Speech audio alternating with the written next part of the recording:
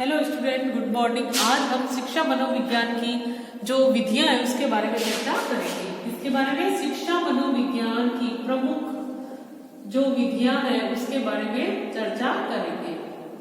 शिक्षा मनोविज्ञान की प्रमुख विधियां। शिक्षा मनोविज्ञान की जो प्रमुख रूप से जो विधियां है वो 3 भागों में बांटी गई है। कितने भागों में? 3 भागों में बांटी गई है। आइए देखते हैं शिक्षा मनोविज्ञान की विधियां। सबसे पहले निरीक्षण विधि में बांटी गई है। सबसे पहली विधि है निरीक्षण विधि। दूसरी है प्रयोगात्मक विधि और तीसरी है विवरणात्मक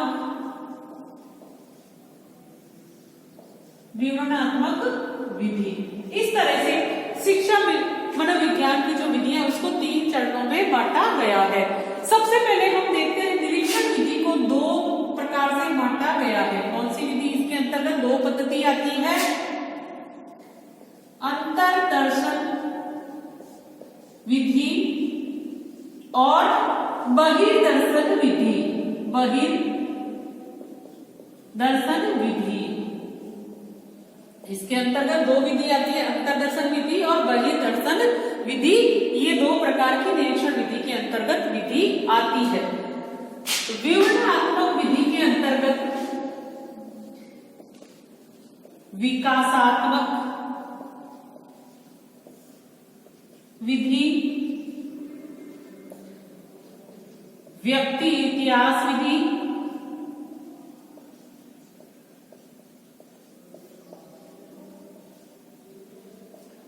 तुलनात्मक विधि,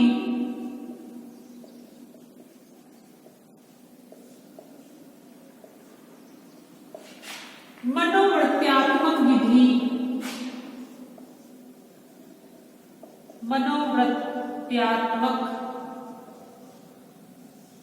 या मनोविश्लेषणात्मक विधि भी कहते हैं। मनोवृत्त्यात्मक विधि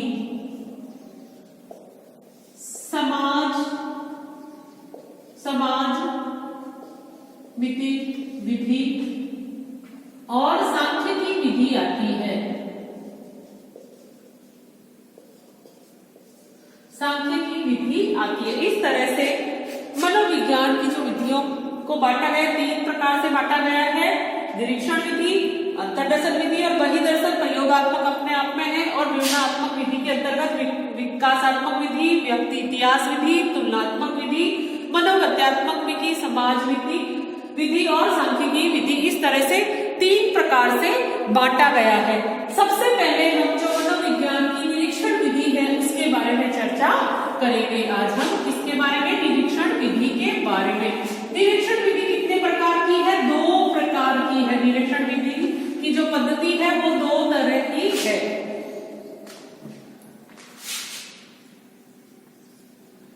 निरीक्षण विधि यह कितने प्रकार की है? जैसे कि मैंने 2 कहा था, 2 प्रकार की,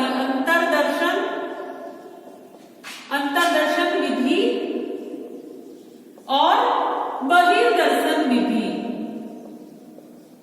दर्शन विधि, ये विधि 2 प्रकार की होती है। निरीक्षण विधि के अंतर्गत होता है व्यक्ति स्वयं का और दूसरों का व्यवहारिक ढंग से जो निरीक्षण करके अध्ययन करता है वो क्या कहलाती है? निरीक्षण विधि होती है। और ये 2 प्रकार की होती है, अंतर्दर्शन विधि और बहिर्दर्शन विधि। निरीक्षण विधि यानी कि व्यक्ति स्वयं का और दूसरे व्यक्ति के व्यवहारों का व्यवहारिक रूप से जो अध्ययन करता है वो निरीक्षण विधि कहलाती है। और ये 2 प्रकार की है, अंतर्दर्शन विधि और बहिर्दर्शन विधि। आज हम अंतर्दर्शन विधि के बारे में विस्तार से चर्चा करेंगे। किसके बारे में? अंतर्दर्शन विधि के बारे में। तो अंतर्दर्शन विधि किसके बारे में चर्चा करेंगे? अंतर्दर्शन विधि, इसके बारे में चर्चा करेंगे। अंतरदर्शन विधि के जो प्रतिपादक माने गए हैं वो कौन है? विलियम वुंड है। कौन है? विलियम वुंड को इसके प्रतिपादक माने गए हैं। इनके साथ इसमें योगदान इनके शिष्य टीचनर ने दिया था। किसने दिया था? इनके शिष्य टीचनर ने दिया था इस विधि में योगदान। तो इसके जो प्रतिपादक या जनक कौन है अंतरदर्शन विधि के? विलियम वुंड को माना जाता है, जिन्होंने चेतना का अध्ययन का, मनोविज्ञान को चेतना का अध्ययन कहा था। ठीक है। अंतरदर्शन का मतलब यह होता है व्यक्ति स्वयं की मानसिक क्रियाओं का अध्ययन करता है, यानी कि व्यक्ति स्वयं की मानसिक क्रियाओं का स्वयं ही अध्ययन करता है, वह क्या कहलाता है? अंतरदर्शन विधि कहलाती है। यानी कि इसमें व्यक्ति स्वयं अपने जो मानसिक क्रियाएं होती है उसकी व्याख्या और अध्ययन करता है। इसी के आधार पर टीचनर ने कहा है अपने आत्मा में देखना अंतरदर्शन कहलाता है। टीचनर ने क्या कहा है? अपनी आत्मा में देखना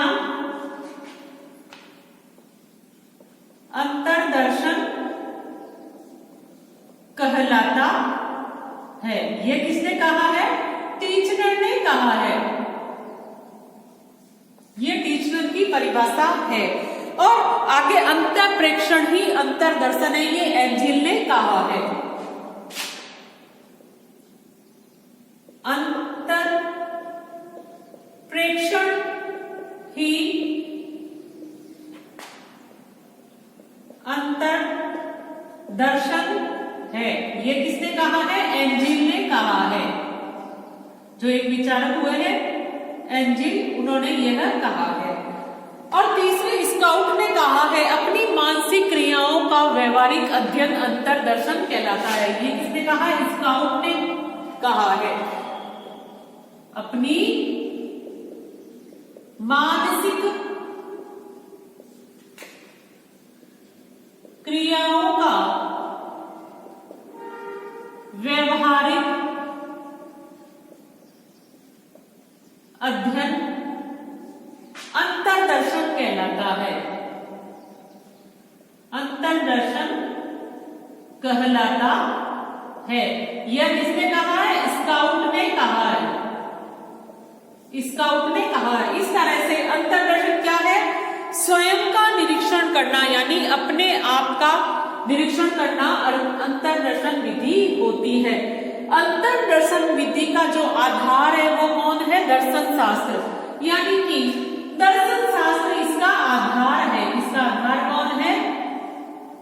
दर्शन शास्त्र, यानी ये किससे निकली है? दर्शन शास्त्र से निकली है। इसका आधार दर्शन शास्त्र हम कह सकते हैं। और यह बहुत प्राचीन विधि है। क्या है? यह प्राचीन विधि है।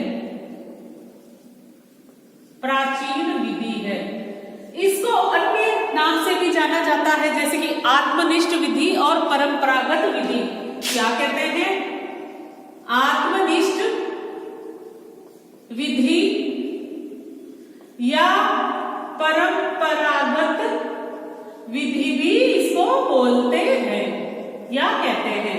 क्या कहते हैं? अंतरदर्शन विधि को आत्मनिष्ठ विधि और परंपरागत विधि भी कहते हैं। अब हम देखते हैं अंतरदर्शन के अनुसार क्या होता है, यानी कि स्वयं का निरीक्षण करना, अपने आप का निरीक्षण करना क्या कहलाता है? अंतरदर्शन कहलाता है। अंतरदर्शन विधि की 3 अवस्थाएं होती है। कितनी अवस्थाएं होती है? 3 अवस्थाएं होती है। इस विधि की 3 अवस्थाएं होती है। अवस्थाएं होती है। कितनी अवस्थाएं होती है? 3 अवस्थाएं होती है। पहली अवस्था में क्या होता है? देखिए, पहली अवस्था, पहली अवस्था में होता है व्यक्ति किसी बाहरी वस्तु का अवलोकन करता है और खुद की मानसिक स्थिति पर विचार करता है। क्या करता है? व्यक्ति किसी बाहरी वस्तु का अवलोकन, व्यक्ति किसी बाहरी वस्तु का अवलोकन करता है और स्वयं की मानसिक स्थिति पर विचार करता है। अवलोकन करता है और स्वयं की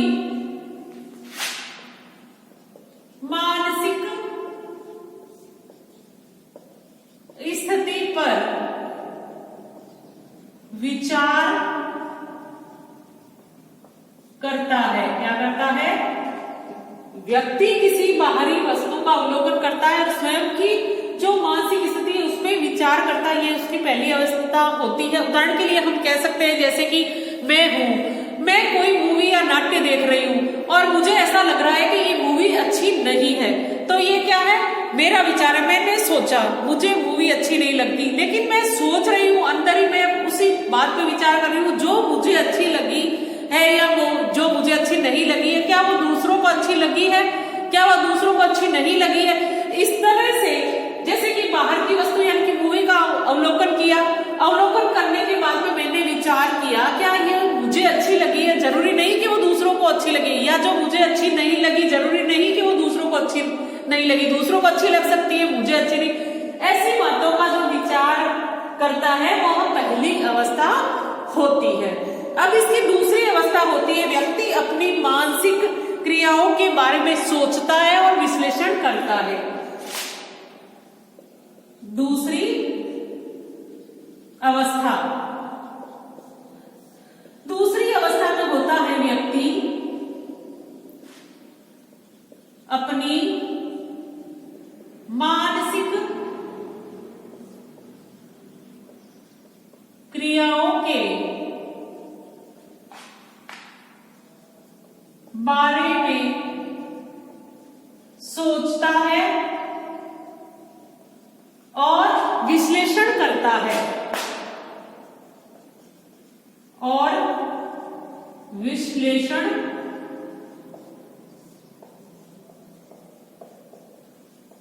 क्या करता है?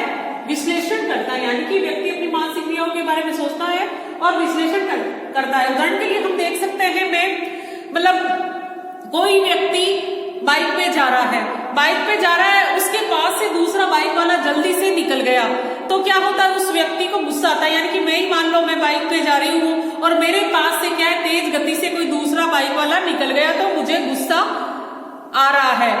तो मैंने ये सोचा कि जो ड्राइव करेगा वो अपनी गति के अनुसार चलेगा, तो मुझे गुस्सा क्यों आ रहा है? तो वो तेज था, तो जनरली है कि वो तेज चलेगा, उसकी बाइक तेज जाएगी, और मेरी गाड़ी क्या है, धीरे है, तो धीरे चलेगी, तो मुझे गुस्सा क्यों आ रहा है? इस बात पे विश्लेषण करता है। यानी कि जो ड्राइव करेगा वो अपनी अपनी गति के अनुसार चलेंगे, तो मुझे गुस्सा क्यों आ रहा है? तो ये क्या है? अपनी ही मानसिक क्रियाओं के बारे में सोचता है इसमें और विश्लेषण करता है दूसरी अवस्थाओं में।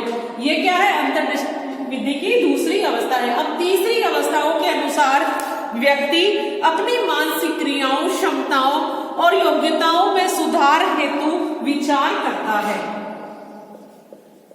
तीसरी अवस्था,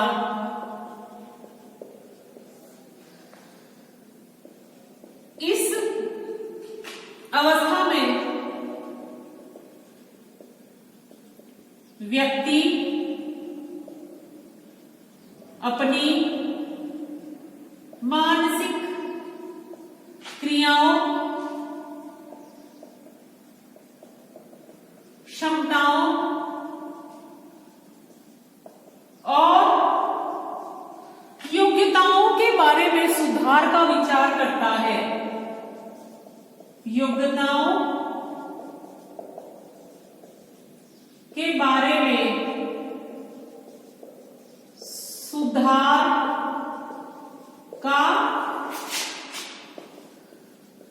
विचार करता है। क्या करता है, अपनी जो योग्यता है उसमें सुधार का विचार करता है। यानी कि जो मैं गलत सोच रहा हूं उसके बारे में नहीं सोचूं, जो गुस्सा आ रहा है तो वो कंट्रोल करने की कोशिश करता है। यानी तीसरी स्थिति में क्या है, जो अपनी मानसिक क्रियाएं हैं उनको कंट्रोल करने की कोशिश करता है। इस तरह से अंतर्विधि की ये 3 अवस्थाएं होती है। अब हम देखते हैं कि अंतर्दर्शन विधि के अंतर्दर्शन विधि के जो विशेषताएं होती है उसके बारे में देखेंगे। तो अंतर्दर्शन विधि क्या है, परंपरागत और आत्मनिष्ठ विधि है और उसमें व्यक्ति स्वयं का अध्ययन और व्याख्या करता है और उसकी 3 अवस्थाएं होती है। ये प्रश्न एग्जाम में पूछे जाते हैं। तो अंतर्दर्शन विधि की विशेषताएं, अगला है